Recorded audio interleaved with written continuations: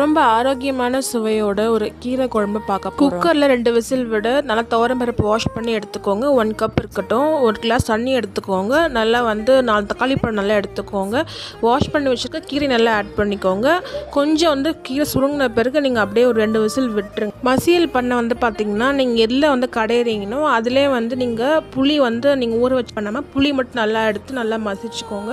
அதில் 4 பச்சை மிளகாய் கூட ஆட் பண்ணிக்கோங்க. நல்லா மசிச்சு விட்ட பிறகு கீரை குழம்பு தாளிக்க பார்த்தீங்கன்னா கொஞ்சம் போல் எண்ணெய் ஆட் பண்ணிவிட்டு சீரகம் கடுகெல்லாம் ஒரு ஸ்பூன் ஆட் பண்ணிவிட்டு வெந்தயம் மட்டும் 1/2 ஸ்பூன் ஆட் பண்ணிக்கோங்க.